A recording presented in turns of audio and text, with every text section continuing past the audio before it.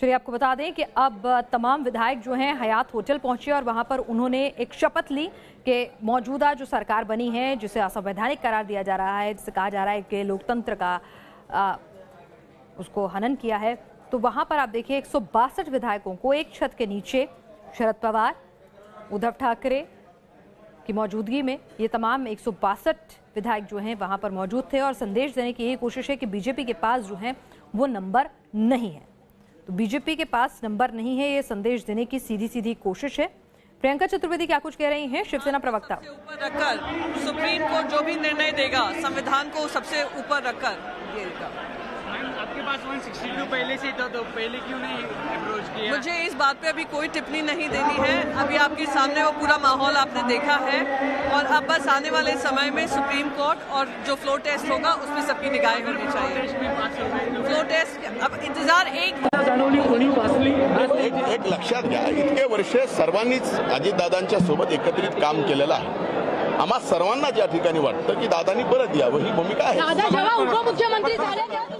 तो एकजुटता की शपथ लेते हुए तमाम विधायक 162 विधायक जो हैं होटल हयात पहुंचे और उसके बाद आप देख सकते हैं कि 162 विधायकों को उनके शीर्ष नेताओं ने शपथ दिलाई कि एकजुट रहेंगे, किसी भी ताकत या प्रलोभन के आगे नहीं झुकेंगे। हमारे साथ विकास श्रीवास्तव हैं इस वक्त। विकास, शरद पवार जितना सीधा और सधा हुआ आज बोले, ऐसा कभी नहीं बोलते हैं।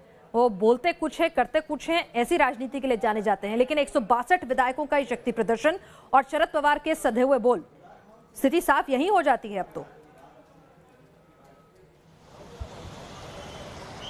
जी बिल्कुल, देखिए ऐसा विलक्षण दृश्य महाराष्ट्र की राजनीति में शायद ही इसके पहले कभी देखने को मिला हो, जहां पर अलग अलग विचारधाराओं की 3 पार्टियां अब सत्ता स्थापना की कोशिशों में लगी हैं और वो एक 7 सितारा होटल में आकर अपना शक्ति प्रदर्शन कर रही हैं। ऐसा इसके पहले नहीं हुआ था और तीनों ही पार्टियों के बड़े नेताओं ने जिस किस्म के बयान दिए वो निश्चित तौर पर उनके सभी विधायकों की हौसला अफजाई के लिए थे, ये जताने के लिए थे कि हम एकजुट हैं और किसी भी किस्म का प्रलोभन हमें एक दूसरे से तोड़ नहीं सकता। खुद उद्धव ठाकरे जो कि कल तक बीजेपी के साथ थे, आज वो एक कहते सुनाई पड़ रहे हैं कि ये जो नया गठबंधन बना है एनसीपी और कांग्रेस के साथ, ये आने वाले 5 सालों के लिए नहीं होगा बल्कि 25 सालों के लिए होगा।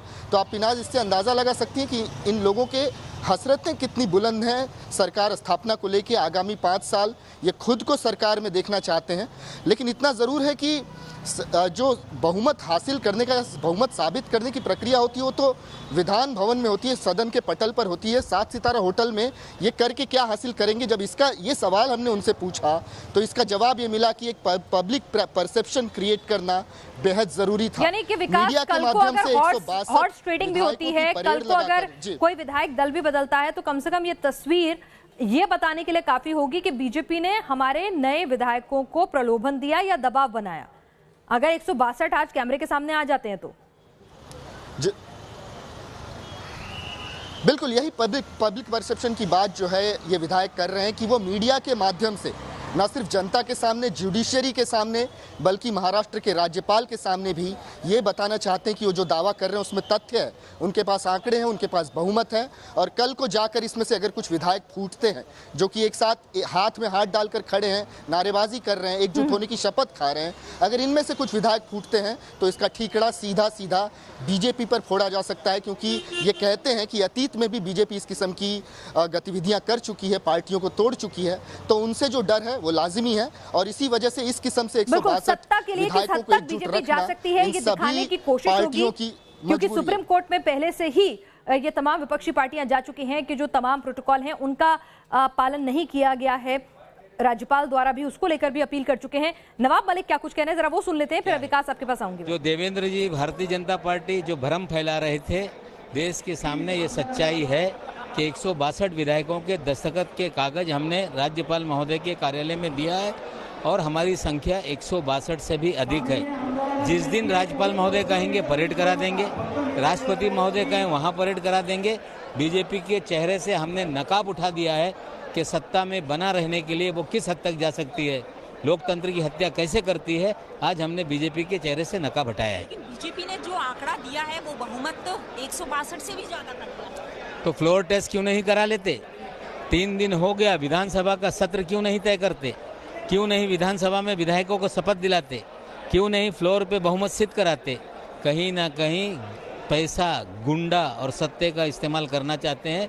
लेकिन दुनिया देख रही है कि देश में कहीं भी कुछ हुआ होगा, ये महाराष्ट्र है, महाराष्ट्र में इस तरह की चीज़ें नहीं हो सकती। पूरे आपको यकीन है कि जब फ्लोर टेस्ट कराया जाएगा तो ये पूरे 162 जो है वो आप ही के साथ रहेंगे, यहाँ से कहीं जाने की उम्मीद नहीं है? 170 से अधिक आंकड़ा होगा। जो बीजेपी में विधायक हैं वो या तो कांग्रेस से गए या राष्ट्रवादी से 70 विधायक हैं। अगर पवार साहब ने इशारा कर दिया तो भारतीय जनता पार्टी खाली कर देंगे।